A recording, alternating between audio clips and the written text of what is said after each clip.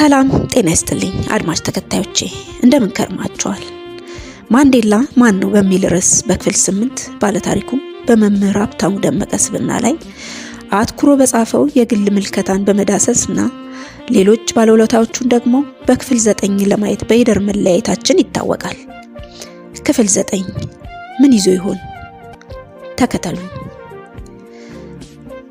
ክፍል 9 ባለታሪኩ እጅግ በሚያደንቀው አንድ መምህር ታሪክ እልም ብሎ መቅረቱን በመሃል ትዝ ሲለው በመምህር ሀብታሙ ራዕይ ህይወት ጭልጥ ብዬ ቀረው እኮ በማለት ወደ ሌሎች መምህራንና ወዳጆቹ መለስ ሲልና አስቀድሜ ለመነካካት እንደሞከርኩት ምንም እንኳ ከመምህር ሀብታሙ ጋር የሚያመሳስላቸው ነገር ቢበዛም የሌሎች ሊቆቼና የትምህርት ጓዶቼን ዝርዝር ከነሙሉ መግለጫቸው ለማንሳት የጊዜና የኑሮ ዳኛ ስላልፈቀደልኝ በህይወት ላሉት ረጅም ዕድሜን በመመኘትና ለሌሎች ደግሞ ነፍስ ይማር በማለት በውስጤ ምን ያህል ዘመናትን ተሻግረው እንደሚኖሩ ለማረጋገጥ ያህል ግን ለአብነት ከመምህሮቼ ጥቂቶቹን በማንሳት ልጀምር ይላል በማስታወሻው። የአማርኛ ቋንቋ ትምህርት ሊቆቻችን መምህር ፍቃደ ስላሴ፣ መምህር ታስቴር፣ የእንግሊዝኛ ቋንቋ ትምህርት ሊቆቻችን መምህር ዱባለ፣ መምህር ተክሉ፣ የባዮሎጂ ትምህርት ሊቆቻችን መምህር መላኩ፣ መምህር ጥላይ እና መምህር ሳራ፣ የሂሳብ ትምህርት ሊቆቻችን መምህር መርጊያ፣ መምህር ለገሰ፣ የሶሻል ትምህርት ሊቆቻችን መምህር ስዩም አእምሮ፣ መምህር ሙፍቲ አደም እና ፕሮፌሰር ተስፋዬ፣ የኬሚስትሪ ትምህርት ሊቆቻችን መምህር ስዩም መንግስቱ፣ መምህር ተስፋዬ ጂኖሬ፣ በሰውነት ማጎልመሻ ትምህርት መስክ መምህር ታየች፣ የፊዚክስ ትምህርት ሊቆቻችን መምህር ምናሴ፣ መምህር ሁስማን የመሳሰሉና ሌሎችም በዘመን መካከል የተከሰቱና ወደር የማይገኝላቸው ስመጥር የሆኑና ዕውቀታቸውን የማይሰስቱ ሊቆች ነበሩን አሉንም ይላል በማስታወሻው። ቀጠል በማድረግም ከአድናቆቴ ሳልወጣ በማለት አንድን ድንቅ መምህር ነጥዬ እንዳስታውሰው ከፈቀዳችሁልኝ ላነሳው ወድጃለሁ እና ልቀጥል በማለት በልዩ ሁኔታ ማስታወስ በፈለገው መምህር ጽሑፉን እንዲህ ይጀምራል። ለአጀማመሩ ቃላት ስላጣለት የሚገርም ስብዕና ያለውና ብሔራዊ ኃላፊነት የሚሰማው የማይተካ ድንቅ ምሁር ይለዋል እንደ መንደርደሪያ። መምህሩ መምህር ደገፋ ይባላል።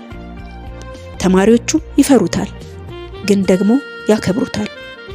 ዓለም መረጃን ለማዘመን ደፋ ቀና በሚልበት ዘመን መምህሩ ከዘመን ቀድሞ ልዩ ትኩረት የሚያሻቸውን ተማሪዎች ከትምህርት ቤት ቅጥር ግቢ ሳይወጣ በቤት ቁጥራቸውና በወረዳቸው ለይቶ የሚከታተል ሰለቸኝ ደከመኝ ሳይል ወደ ትክክለኛ የተማሪ ቁመና የሚመልስ ብሎም ከጀመረ እንቅልፍ የማይወስደው ጀግና ነው። በአጭሩ ለመግለጽ ያህል እንደ መምህር ብሎም እንደ ተቋም የሚያስብ የአንድ ሳንቲም ሁለት ገጽታ ማለት እርሱ ነው። በዚህ መልክ የገለጽኩት በከንቱ አይደለም። እንደ መምህር በተሰጠው ኃላፊነት ሙያዊ ግዴታውን ይወጣል። እንደ ተቋም ደግሞ ተማሪዎች የነገይቱን ኢትዮጵያ ተረክበው እንዲያሻግሩና እንዳያሳፍሩ እስከ ማህበረሰብ ድረስ ዘልቆ በመግባት እያንዳንዱን ውሎ አዳር በመከታተል ለሚፈለገው ዓላማ እንዲበቁ አንድ ሆኖ እንደ ሺህ በመትጋት የሰው ልጅ ከማይጠፋው ስፍራ በትምህርት ቤት ቅጥር ግቢ ብቻ ሳይሆን ልንጠፋ ከነበረበት አልባሌ ቦታዎች ሳይቀር አፈላልጎ በመሰብሰብና በማረም መንገዳችንን የጠረገ ለፋተኛ ምሁር ነው ይላል በማስታወሻው። በመሆኑም ዛሬ የምሁሩ ልፋት ገብቷቸውም ሆነ ሳይገባቸው ፈርተውና አክብረውት በተመረጠው መንገድ የተጓዙ ተማሪዎች በየተሰማሩበት መስክ ተፈሪና ተከባሪ በመሆናቸው መምህር ደገፋን ወላጆቻችን እኮ ያንተን ያህል ሳያውቁን ነው ተምረን አሁን ለምንገኝበት ቁም ነገር የበቃ ነውና በብዙዎች መሃል ተከብረን ይቆም ነው። ስለሆነም መምህር ነህና ብንከፍል ያንተን ውለታ የሚመልስ ስጦታ የለንምና እግዚአብሔር ውለታን ይክፈልህ የሚሉት የምንጊዜም ባለውለታችን ነው ይላል ባለታሪኩ። ባለታሪኩም ለደቂቃዎች ከቆየበት የዝምታ ድባብ እንደወጣ ወይ ዘመን ስንት ጣፋጭ ጊዜ አሳለፍን፣ ከዚያ ቀጥሎ ደግሞ ስንቱን አየን ይልና በመቀጠልም እንደው ፈጣሪ እንድደግምልህ የምትፈልገውን ጠይቅ ብሎ አንድ እድል ቢሰጠኝ ያንን ጣፋጭ ዘመን ድገምልኝ ብዬ ይግባኝ ጠይቀው ነበር ይላል በማስታወሻው። ባለታሪኩም ከተዋጠበት የማያልቅ ሐሳብ ወጥቶ ወደ ልቡ እንደመመለስ ይልና ወይ ጉድ! ይህ ቢዝቁት የማያልቅ የመምህራን የትዝታ ባህር ውስጥ ጠልቄ እኮ ቀረሁ። ዋናውም ምቹ ስለነበር ጠልቆ የሚያወጣኝ የለምና በጊዜ ወጥቼ ወደ ትምህርት ጓዶቼ ልገስግስ በሚል ይመስላል ድንገት ዘው ብሎ አብረው ወደ ተማሩት ጓዶቹ እንዲህ ያመራል።